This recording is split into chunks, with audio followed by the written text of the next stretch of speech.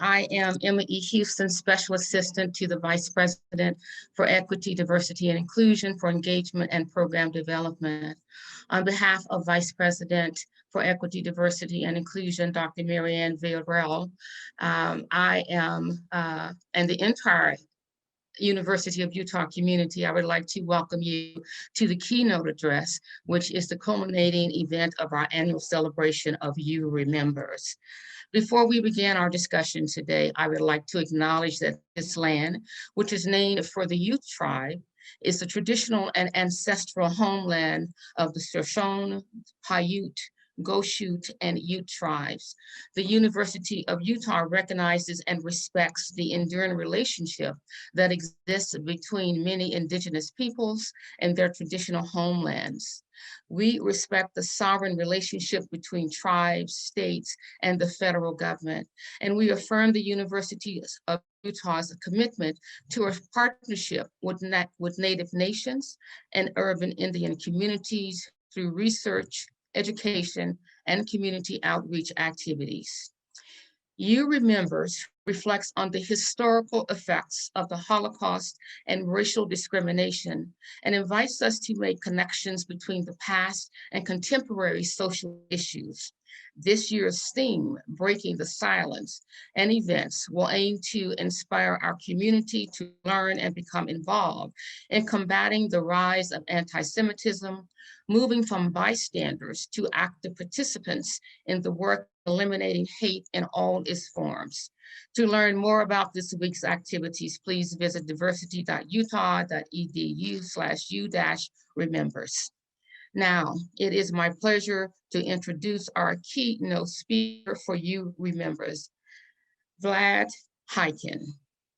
Vlad Khaykin serves as the National Director of Programs on Anti-Semitism at the Anti-Defamation League. Vlad joined ADL in 2014 as the Associate Director for the Central Pacific region, leading the office international affairs work, representing ADL to leading social media and internet technology companies in Silicon Valley, and delivering all programs related to anti-Semitism and white nationalism. Vlad earned dual master's degrees in nonprofit leadership and Near Eastern and Judaic Studies from Brandeis University, where he was awarded the Genesis Fellowship and a BA in Economics and Business Management. A former refugee from state-sponsored anti-Semitism in the Soviet Union and a grandson of Holocaust survivors, Vlad holds ADL's work to secure justice and fair treatment for all deeply personal. Welcome, Vlad. Thank you very much for that very warm introduction. I'd like to begin today by asking that we pause to observe a moment of silence for the victims of the Holocaust and all genocides, past and present.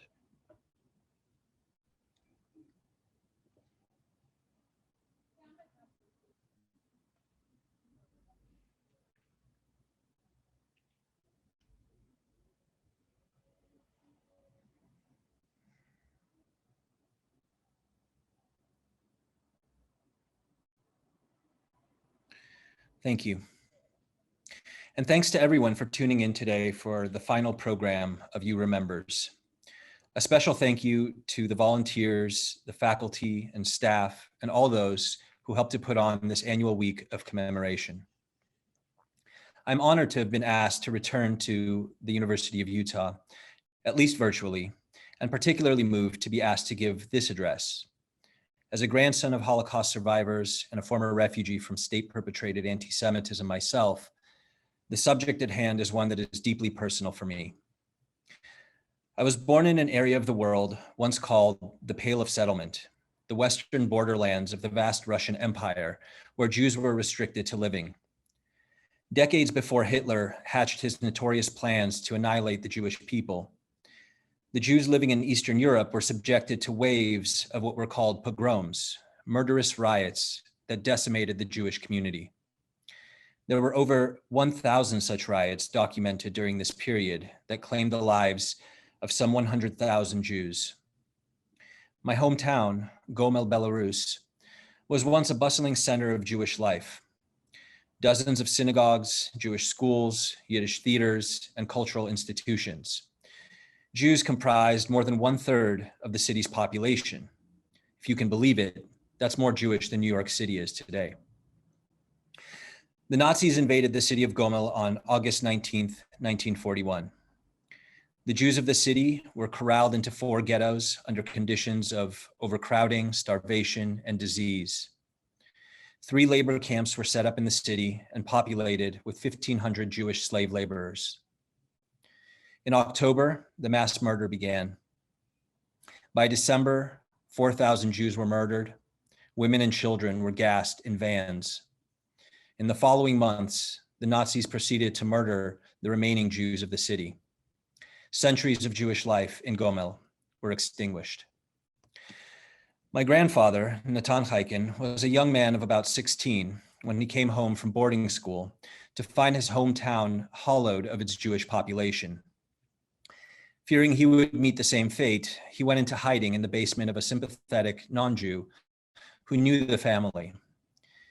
It would be short-lived, for he was soon betrayed to the Nazis by a neighbor who took my grandfather out of his hiding place and shot him execution style, along with a number of other Jews.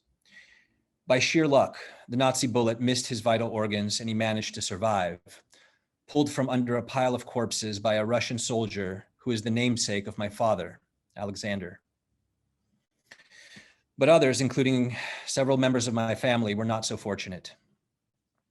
By the end of World War II, 9 out of every 10 Jews in Belarus had been murdered. So you see, I not only feel honored to be speaking with you today, but also exceedingly fortunate. The odds of my being here with you today to deliver this address are infinitesimal, and it is a reminder of the unlikely blessing of being alive. For today, more than 75 years since the end of the Holocaust, the Jewish community has still not recovered its population to pre-Holocaust numbers.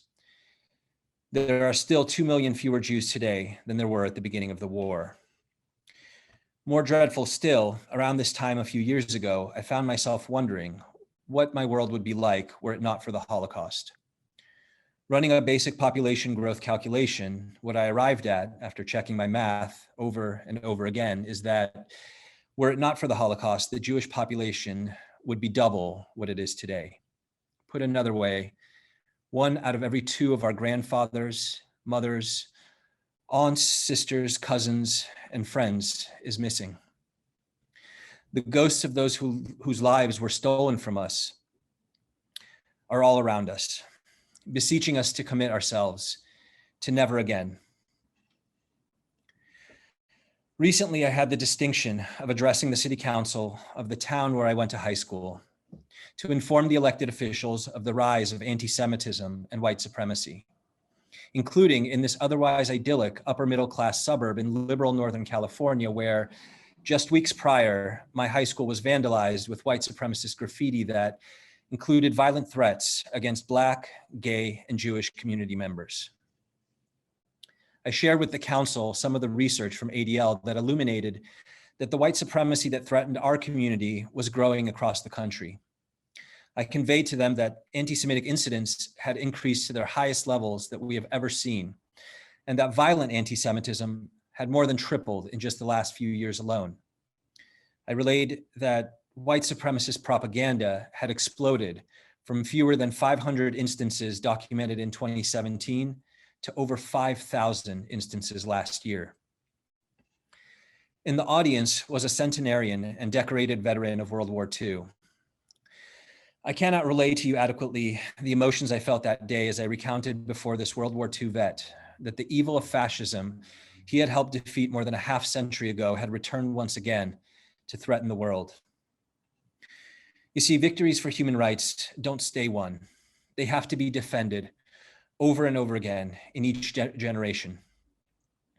Once democracy, liberty, and equality are able to gain a foothold in a corner of the world, we must defend these vigorously with every inch of our being, For there is no battle more just, and there is nothing more sacred than human life, freedom, and dignity. We must never give fascism an inch. There's a human impulse to want to think of episodes of anti-Semitic mass violence and ethnic cleansing like the Holocaust or Inquisition as history from which we have moved on. Regrettably, this is not so. A couple of weeks ago, it was reported that the last Jews in Yemen, one of the oldest Jewish communities in the diaspora, with a history of nearly 3,000 years, were being ethnically cleansed from Yemen.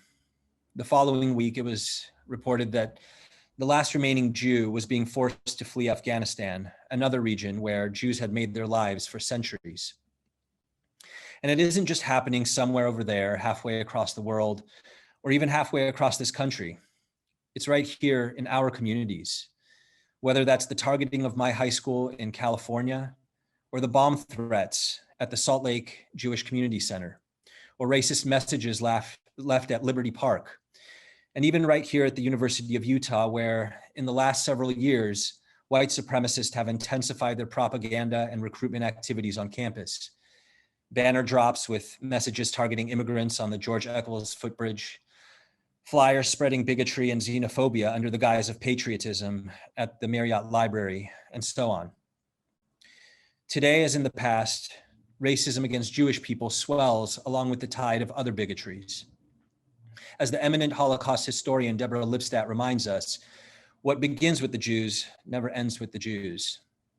Over the last number of years, bigotry targeting the LGBTQ community, immigrants, Black and Indigenous Americans, and other people of color have also increased. Today, as in the past, the growth of anti-Semitism has been accompanied by a dangerous anti-intellectualism, a contempt for science, for scholarship and expertise, and the consequent proliferation of conspiracy theories that have threatened our ability to keep our nation safe against the deadly pandemic. As the Jewish-born German author Heinrich Heine averred, where they burn books, they will in the end burn humans. Today, as in the past, the resurgence of anti-Semitism has fueled the erosion of democratic norms and the assault on democratic institutions, culminating in the January 6th riots at the US Capitol. None of this is coincidental.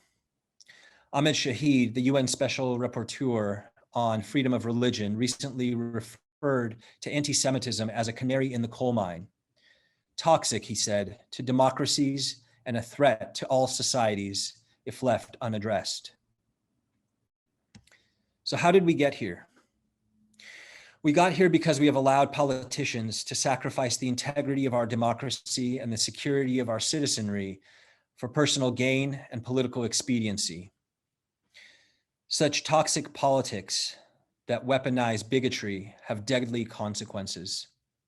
When elected officials use their bully pulpit and the moral authority granted to them by the offices they hold as representatives of this republic, their words have immense power. Kung flu, China virus, Wuhan flu. These words have turned fears of the coronavirus into weapons that have resulted in violence against Asian American and Pacific Islander communities. We got here because our tech companies have permitted the technologies they have developed to be hijacked by extremists to be used to spread their poison, targeting younger and younger people for brainwashing with a steady drip of hateful propaganda in their daily social media feeds. We got here because we have allowed fear to cloud our moral judgment, leading us to accept easy answers that scapegoat Mexican or Asian or Jewish boogeymen, rather than setting ourselves to the task of understanding the complex root causes of the many challenges we face as a nation, whether political, economic, or other. We got here because we have failed to understand history and thereby doomed ourselves to repeat it. When the ranks of immigrants to the US swelled with Jewish refugees, whether fleeing pogroms in the early 1900s or a few decades later fleeing the Holocaust, demagogues spread anti-Jewish conspiracy theories that characterize Jews as Christ killers, as spreaders of disease, as dangerous radicals who sought to undermine the American way of life, to subvert the US government and replace the Constitution with Jewish religious law. They even said that Franklin Delano Roosevelt was a secret Jew and that his real name was not Roosevelt, but Rosenfeld. This rhetoric should all sound eerily familiar to us after the last number of years we have experienced. As a result of this demagoguery, Americans became fearful of Jewish immigrants, and these dangerous ideas about Jews had deadly consequences. In the 1930s, a poll was conducted that asked whether we should allow 10,000 Jewish refugee children fleeing murder in Europe to be resettled in the United States. And nearly 2 out of every 3 Americans said, no, keep these children out. And public sentiment becomes government policy. When the ship, the MS St. Louis, carrying 1,000 refugees from the Holocaust, sought to find safety in Canada, in Cuba, and the United States, they were turned away at every port and forced to return to the inferno of Europe. We know now that half of those aboard ultimately did not survive. Most famously, we recall the story of Anne Frank, whose diary remains the most widely read piece of Holocaust literature. Anne's father, Otto Frank, desperately sought to obtain refugee visas to the United States for Anne and her mother and sister. They were denied and ultimately perished in the death camps of Germany. But we can write a different story, the way Utah Governor Gary Herbert did, when he broke ranks with his gubernatorial peers who had succumbed to fear and refused to admit Syrian refugees fleeing violence in what has become the worst refugee crisis since World War II. And when Donald Trump issued an executive order slashing the number of refugees who would be allowed in, Governor Herbert sent a letter urging the president to allow Utah to resettle more refugees, noting that the state was founded by refugees from religious persecution.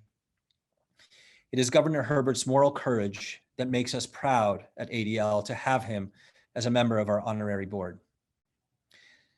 The mantle of moral leadership has now been assumed by Governor Herbert's successor, Governor Cox. In the wake of the devastating mass murder at the Pulse nightclub in Florida, a popular gathering place for the LGBTQ community, then Lieutenant Governor Cox delivered a moving speech in which he took responsibility for the anti-LGBTQ positions that he had held in the past. He had had a change of heart, he said.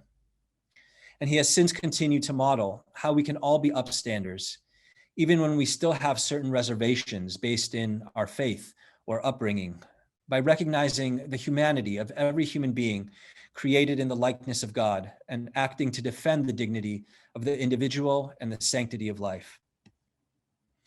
Which brings us to the moral responsibility to take action in the face of injustice. Scholars have long since concluded that the Holocaust simply could not have unfolded in the way it did without the silent passivity of the masses. It was the banal neutrality of the public, not merely the evil of the Nazi leaders, that made the Holocaust possible. Which is to say that our silence makes us complicit in the crimes that are being perpetrated in our midst and often in our names. Whether that's silence about the persecution of Uyghur Muslims by the Chinese government, the abuses against migrant children at our southern border, or the pervasive racism in our criminal justice system and the police brutality against communities of color, we must speak out. We must not remain silent, because as Holocaust survivor and author Elie Wiesel has taught, silence helps the oppressors, never the oppressed. It aids the tormentors, never the tormented. And this is another reason why I'm honored to give this address at this institution in particular. Some of the most important contemporary work on the role played by bystanders in enabling atrocities has been done right here at the University of Utah, not only with regard to the Holocaust, but the persistent issues like campus sexual assault that continue to plague our society. In particular, University of Utah law professor Amos Giora has become a leading voice for the recognition of what he has called the crime of complicity, a mission which has earned him both esteem and a steady stream of death threats. So we must speak out, and not merely about egregious violations of human rights, but also about the things that appear at first glance to be not so serious: insensitive remarks, microaggressions, racist jokes. For these snowball and, left unchecked, lead to more and more horrific instances of marginalization, discrimination, violence, and ultimately genocide. Every campaign of genocide in history was preceded by a campaign of words. People don't just up and start murdering their neighbors overnight. That takes conditioning. Our former national director at ADL, Abe Foxman, a Holocaust survivor, used to always say that Auschwitz was not built with bricks. It was built with words. Words that demonize and dehumanize others. It begins with racist jokes told among friends in German beer halls, or xenophobic sermons delivered in churches on Sunday mornings, and eventually social avoidance and marginalization, segregation, ghettoization, dispossession, internment, and ultimately mass murder. Ridiculous, we are told. It's just a joke. Don't be so uptight. Consider, though, the words of the founder of one of the most popular white supremacist sites on the internet today. There should be a conscious agenda to dehumanize the enemy to the point where people will be prepared to laugh at their deaths. Likening his strategy to adding cherry flavor to medicine, he continues, so that it isn't obvious that we are doing this, as that would be a turnoff to most normal people, we rely on the lulz. That's internet slang for lighthearted, ironic content. He concludes, this is obviously a ploy, and I really do want to gas kikes. There's a great line from the American film noir called Crossfire that I want to paraphrase. Produced in the wake of the Holocaust, it was among the first American films to deal directly and powerfully with the subject of anti-Semitism. In it, the protagonist, a police officer investigating the murder of a Jewish man, concludes, this business of hating Jews comes in a lot of different sizes. There's the you can't join our country club kind, and the you can't live around here kind, and the you can't work around here kind. And because we tolerate all of these, we get the murderous kind. In other words, bigotry left unchecked always escalates from common slights to horrific abuses of human rights. One of the highlights of my career was the opportunity to work with Dr. Clarence B. Jones, the lawyer, draft speechwriter, and advisor to Reverend Dr. Martin Luther King Jr. He said to me a remarkable thing. The successes of the civil rights movement in raising the consciousness of America was enabled by the coalition we had with the American Jewish community. And I'm not just talking about writing checks, he said. People gave their very lives. Now, I don't share this quote as a way to rest on our laurels, quite the opposite. The successes for human rights achieved through building coalitions across difference ought to inspire us to take the baton from the giants who came before us and to build on their achievements. So how do we properly engage in allyship? I want to share with you an insight I learned from my friend Tema Smith, a brilliant Black Jewish educator and activist. She teaches us, allyship is not a deed, it is a partnership. The Allies in World War II were in it together against a threat not to any one of them, but to the world order as they saw it. Some of those countries were under direct attack. Others put the lives of their citizens on the line in allyship. Each country played to its strengths. They strategized around a shared table with expertise and lived experience guiding the way. Surely, there were moments of tension and pain points, but they fought as one, a number of countries deeply intertwined. This is what allyship means: deep relationship and collaboration grounded in respect for the people with the lived experience and expertise to know the terrain we are fighting on the best. It is hard work, but defeating racism isn't just about Black or Jewish people. It's about the society we want to live in. If that's what you believe too, I'm honored to have you by my side. In other words, to be an allyship is to see one's fate bound up with that of the other, to recognize what so many luminaries have taught us, each in their own way, that injustice anywhere is a threat to justice everywhere, that none of us are free until all of us are free, that allyship across difference and solidarity with those whose experience are different from our own isn't merely a moral imperative, though it is that too, but also a matter of enlightened self-interest and the pursuit of our highest moral values. There is no one way to be an ally. Everyone has a unique role to play. We must identify the particular contribution we can make based on our privilege, our position, our network, our sphere of influence, our skills, knowledge, etc. No one can do everything, but everyone can do something. But first, as good allies, we have to listen and defer to those whose lived experience or expertise makes them the best position to lead. And allyship means more than just posting messages of solidarity on social media, educating others, or showing up for a march, though all of these are vitally important too. It also means using one's voice as a citizen to create a more just and equitable society. The rights of my family and other Soviet Jews were secured not only through protests, demonstrations, agitation, and letters of solidarity, but also through legislative action. Bayard Rustin, the queer Black activist known as the architect of the civil rights movement, said that we must join every movement for the freedom of people, and he did.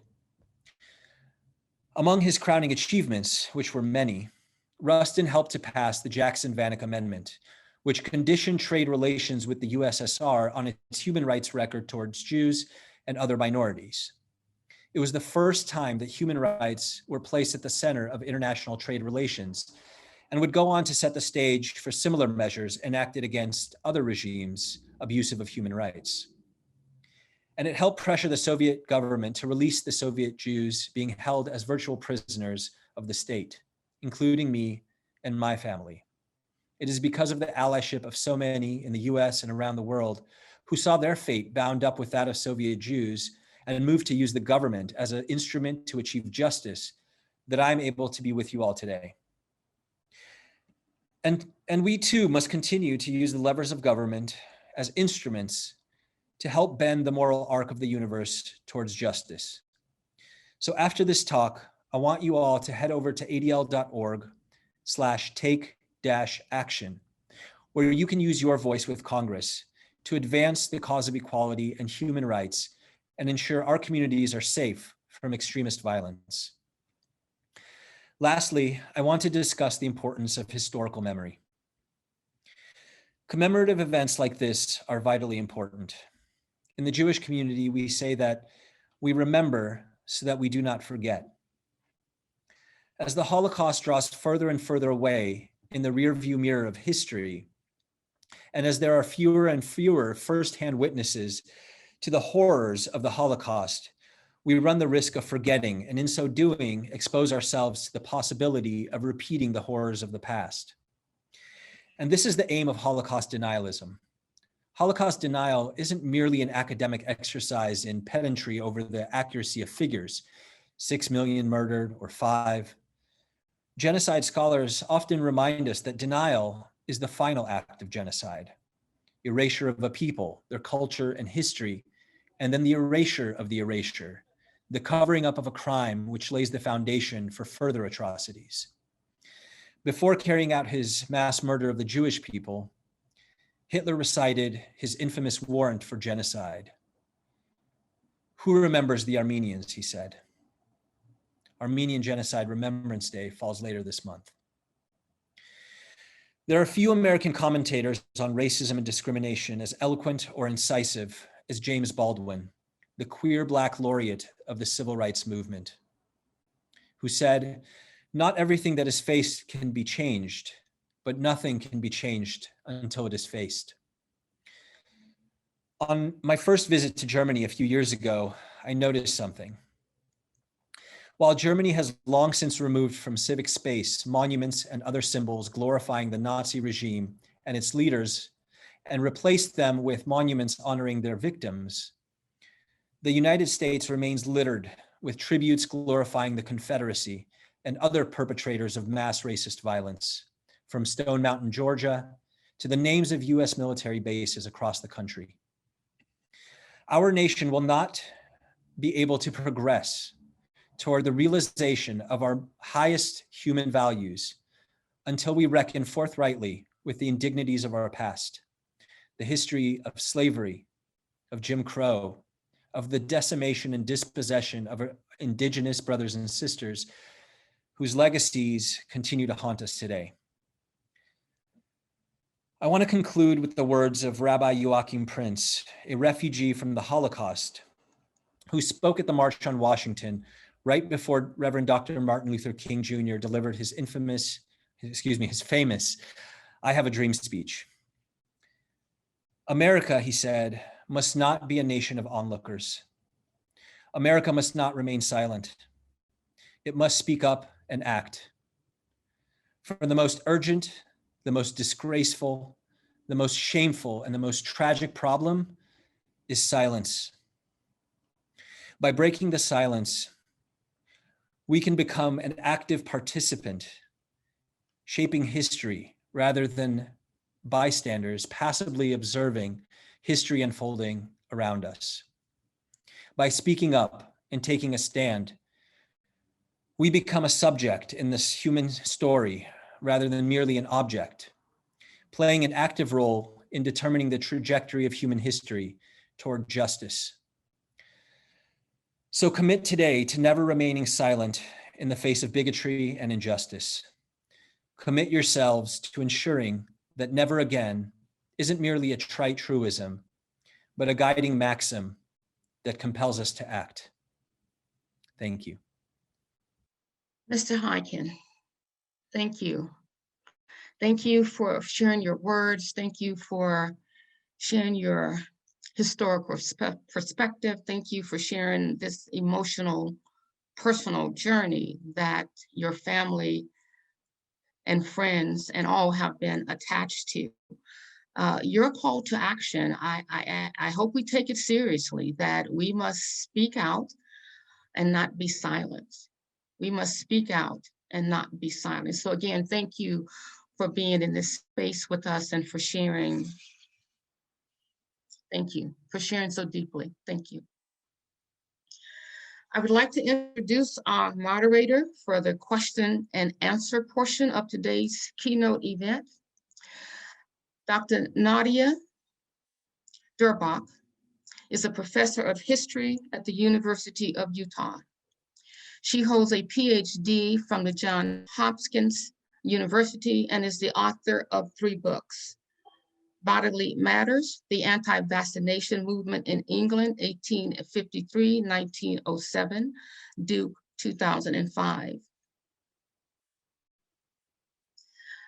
I'm just pausing for just a moment. I apologize. Your words, I apologize.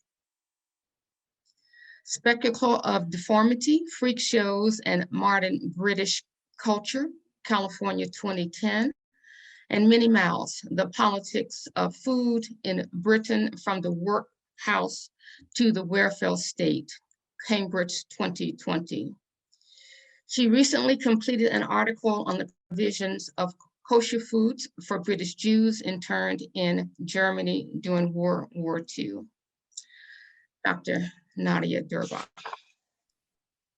Thanks very much, Emma, and thanks to Vlad for a absolutely beautiful and moving talk for us today. And I'm really moved to think that our families 100 years ago were neighbors, because my grandfather left Belarus in the 1920s. It was, the place he was from was Poland at the time, but it is now Belarus. So we share something, a history. We had many wonderful questions submitted in advance, and so I apologize to those whose questions will not have time to be read today, but I want to try and get to as many of them as possible.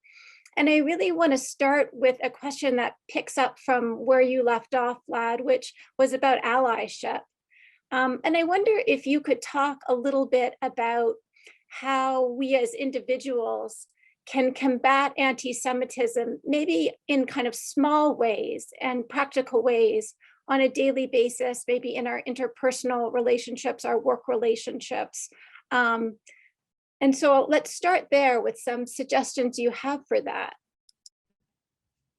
Sure, thank you for that. Well, you know, there's sort of no panacea to the problem of anti-Semitism, unfortunately. I wish I could relay to you all a sort of silver bullet that would allow us to really, you know, dismantle the pervasive anti-Semitism that has been a feature of Western civilization and the world more broadly for centuries, right? And continues to pervade our society at every level. You know, I would say that it begins with educating oneself, right? And not just about anti-Semitism, but to educate oneself about the Jewish people, our history, our culture, our beliefs, and crucially, our diversity. You know, the Jewish community is not a monolith. And I think it's really important to remember that, you know, Jewish people are diverse in every sense, in terms of race, color, creed, socioeconomic class, and the experience with anti-Semitism as well. I think that viewing any group of people as a monolith already sort of sets you on the path towards stereotyping, right? You know, all Jews are X, and so on. So I really urge people to begin by educating themselves about the Jewish people, and of course about anti-Semitism as well. We recently created a really phenomenal resource to help people do just that. If you head over to antisemitism.adl.org, you'll see there something called Anti-Semitism Uncovered, which sort of will help to illuminate the history of anti-Semitism in the United States and the world more broadly, and will help to familiarize you with some of the most common tropes that we tend to hear, you know, weaponized against the Jewish community. You know, things about Jewish power and control and domination of others, of institutions like banking and the media, the notions of deicide, the idea that Jews killed Jesus Christ, which are, you know, frankly, still quite pervasive. We found that somewhere around 27% of the American population still blames Jews for murdering Jesus Christ. You know, notions of Jewish disloyalty, the idea that Jews are not loyal, cannot be trusted to be loyal citizens of the countries where they live. You know, here again, you know, 1/4 of the population in the United States believes that Jews are more loyal to foreign interests, specifically to Israel, than they are to the United States, right? So I think it begins with education. Secondly, you know, as I said, you know, we can't remain silent, right? We have to disrupt anti-Semitism and other forms of bias and bigotry wherever and in whatever way they may arise in our midst, whether big or small, right? You know, don't let that task fall to Jewish people. You know, speak up, step up, right?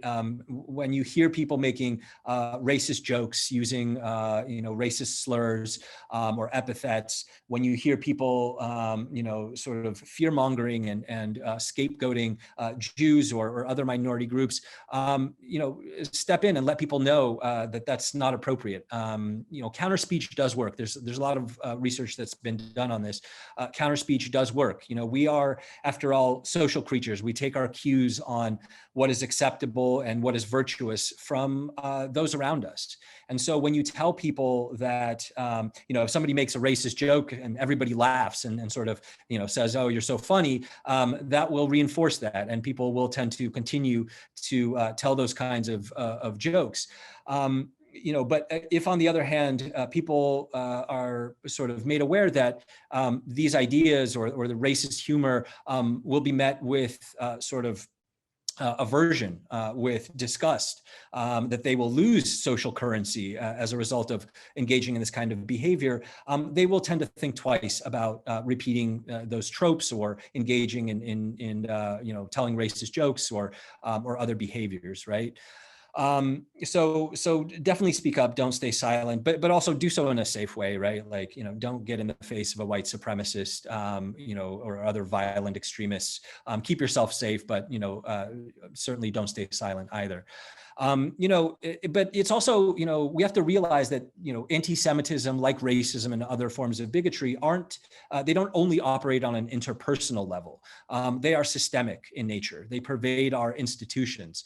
So, I also urge people to ensure that whatever institutions they're part of, whether that's an educational institution like the U, whether that's your professional institutions, the corporations or enterprises within which we work, or other institutions in this society like the media, we have to ensure that we have policies and practices in place to ensure that our institutions treat its constituents and all of those that are impacted by these institutions in an equitable way, in a fair and just way, right? So it's really important that we, take proactive measures, right, to inquire, what kind of policies do we have to ensure that all of our communities are treated fairly, and that we're prepared, should acts of discrimination or bigotry arise within these institutions, that we know in advance, that we set these policies in advance in a proactive kind of way, to ensure that we know how to respond properly, both in a reactive way, but also in the aftermath of these events, to be able to heal and to use these as educational opportunities, as opportunities to educate others about the impact of bigotry and oppression, and to use to turn lemons into lemonade, if it were, and to advance towards a more equitable future. And lastly, again, I want to reiterate that it's really important to use our voice to ensure that our elected officials prioritize the fight for human rights and human dignity, and that we use the power of the state to defend the marginalized, right? So again, I want to repeat that people can head over to adl.org /take-action, and can find a number of ways that they can use their voice with their elected officials to ensure that this happens. Thanks. That was a terrific answer. And you actually answered a couple of other questions at the same time, which is great. Because you raised that question of humor and jokes, I wonder if you could talk a little about how you feel about the use of humor to combat anti-Semitism and white supremacy. And I'm thinking of particularly the work of someone like Sacha Baron Cohen, who performs as Borat, who has used humor extensively to try and raise awareness around anti-Semitism.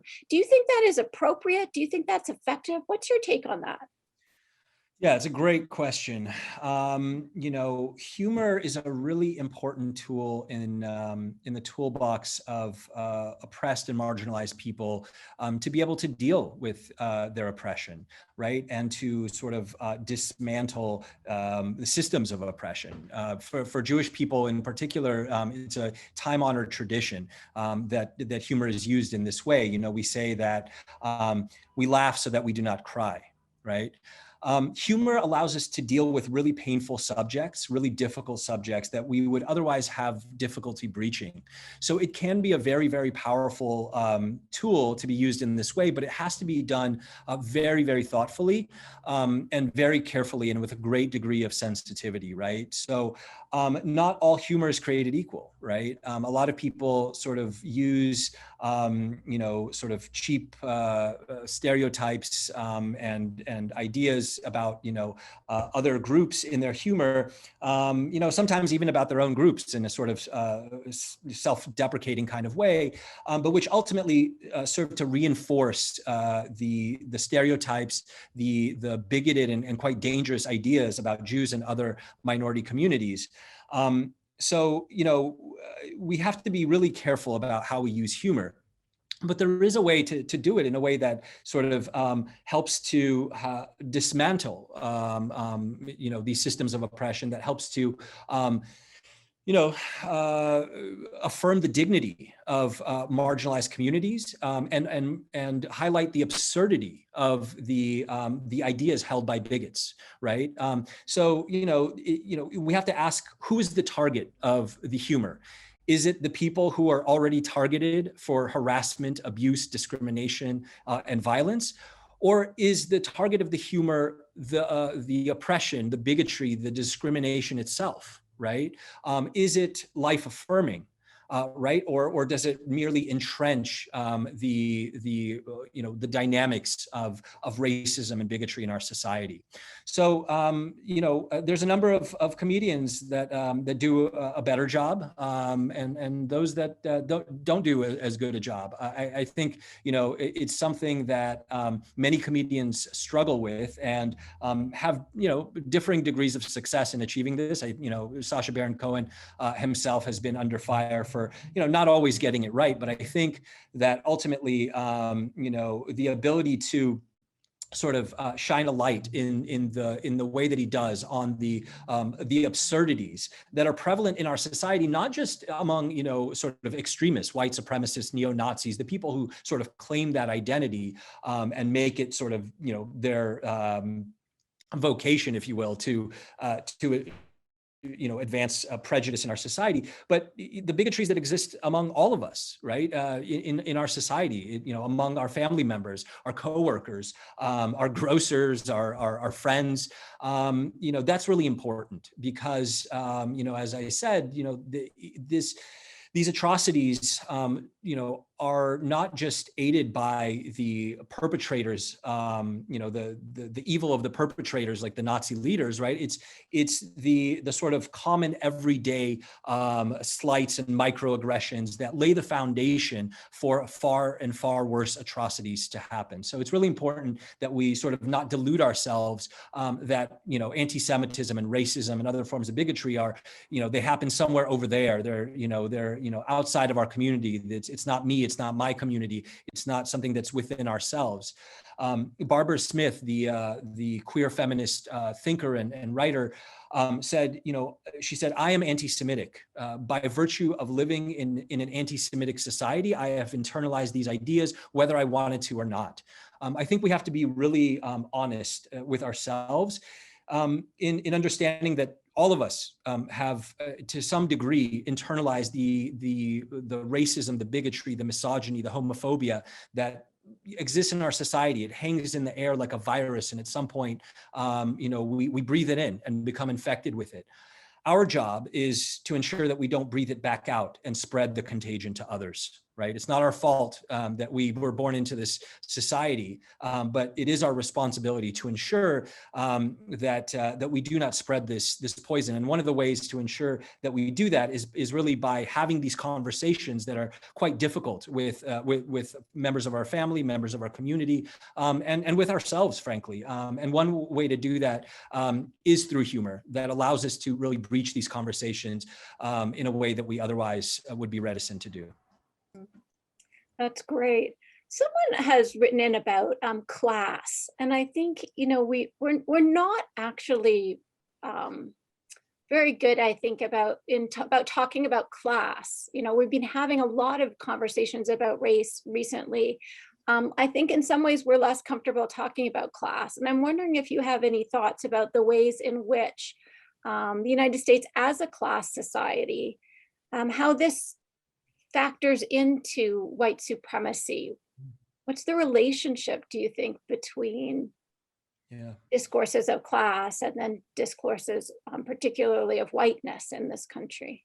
Yeah, it's a great question. Classism and racism are certainly, distinct phenomena, right, with unique valences that are particular to each, but which are nonetheless intertwined, right? The former deals with an assumption or a set of assumptions about certain inherent traits and behaviors tied to economic status. The latter is tied to supposed innate qualities, biological differences, et cetera. But these oftentimes will overlap. And it's important to understand the interplay of these things. each form of bigotry is, is part of a larger matrix of oppression, if you will. Anti-Semitism, to be properly understood, has to be understood as part of that broader matrix of oppression. Each form of bigotry shares many commonalities with all the other forms, right? We can talk about the ways in which all the different kind of forms of bigotry, they have a lot of things in common. The denial of individuality, for example, the homogenization of diverse groups into some kind of, caricature, right?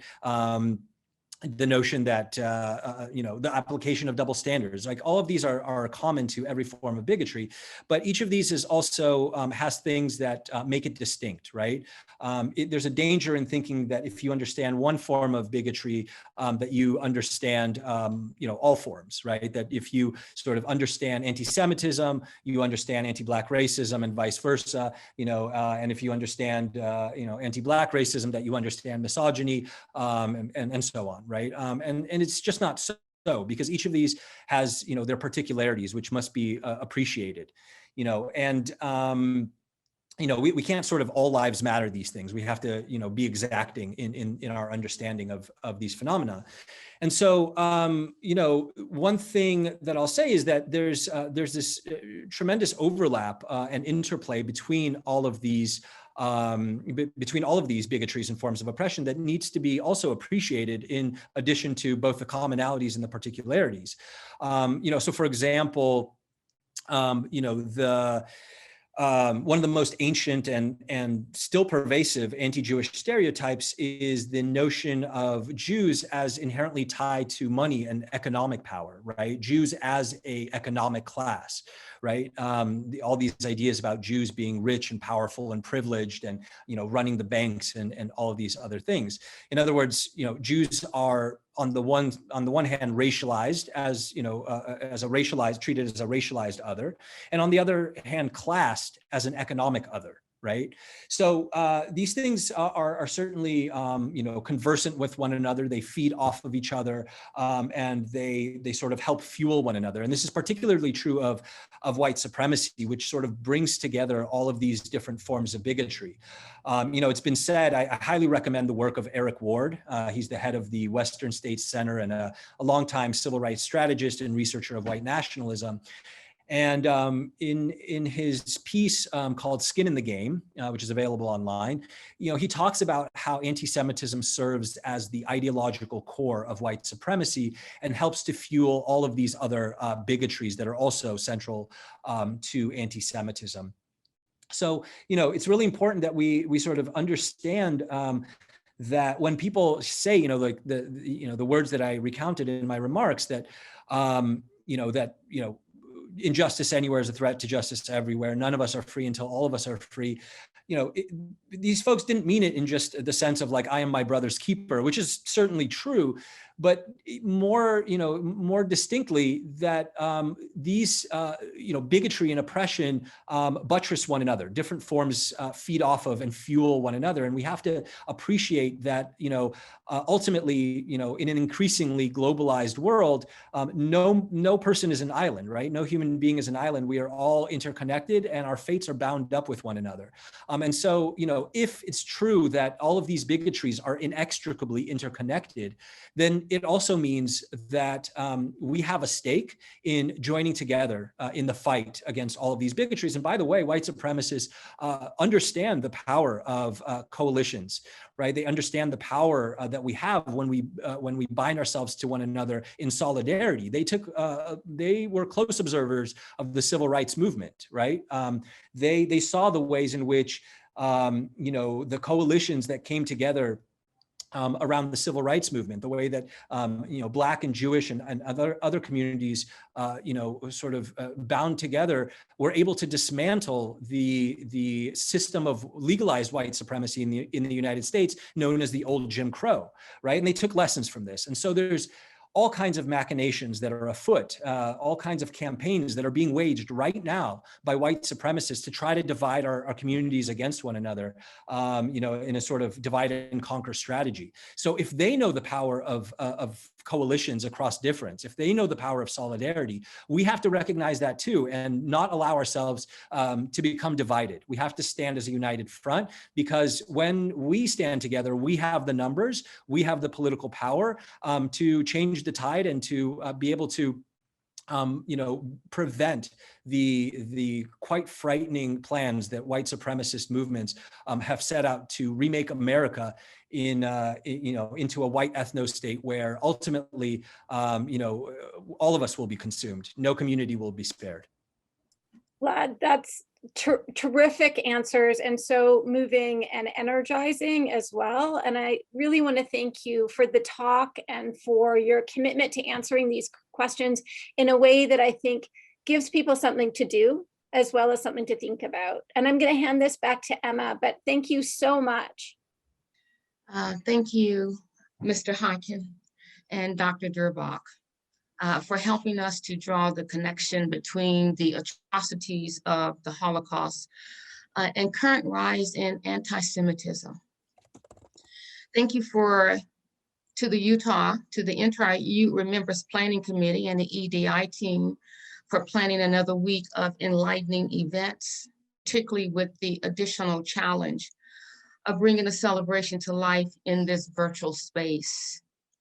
Thank you to our audience for attending this keynote and for your insightful questions, although we were not able to get to all of them. We do hope that the events of this week have inspired you to become an active participant. As Mr. Khaykin said, we cannot be silent. We cannot be silent. Helping to eliminate the hate in all its forms. And to learn more about the work of the Equity, Diversity, and Inclusion Division, please visit our website at diversity.utah.edu.